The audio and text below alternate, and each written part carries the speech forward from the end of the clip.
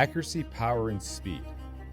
A systematic methodology that provides a framework in which all karate is progressed through. Let's begin with an analogy. Imagine all the kata as a symphony, and individually as scores. The overall body is the orchestra, and each body part is an instrument. The mind is the conductor. The stances and techniques are notes. And the kata is governed by a prescribed rhythm and tempo. How does accuracy, power, and speed connect?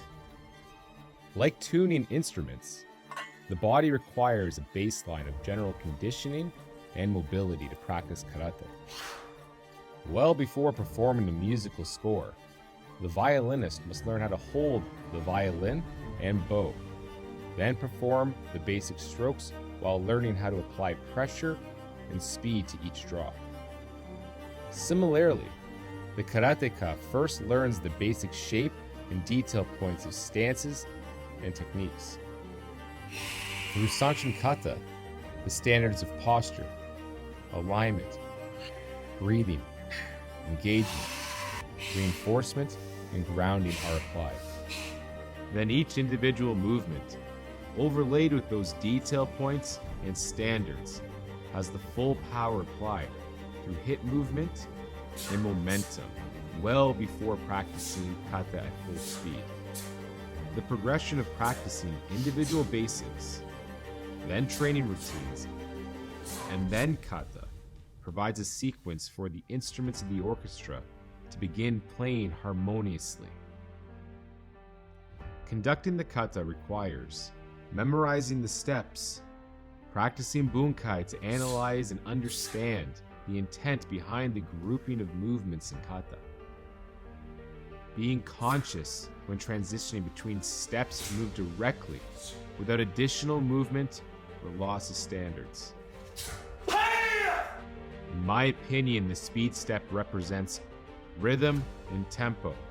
Rhythm is considered the systematic arrangement of sounds, whereas tempo is the rate in which music is performed.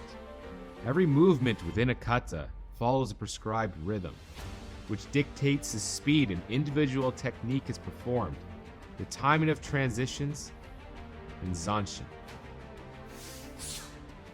Depending on the intention, whether practice or performance, the tempo may differ.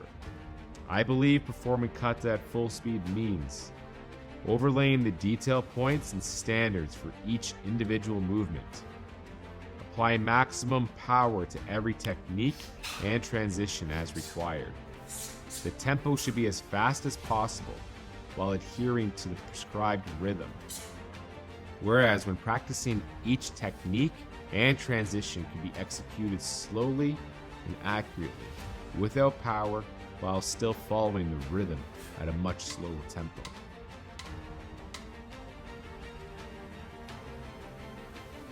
Now, how does this concept carry over to actual training? If karate is always practiced at full speed and power, without thorough development using the progression step framework, bad habits and compensations will occur. I've developed the training method based on 9 progression steps, using the framework of accuracy, power, and speed. Applying these steps provides direction and intention whenever karate training occurs.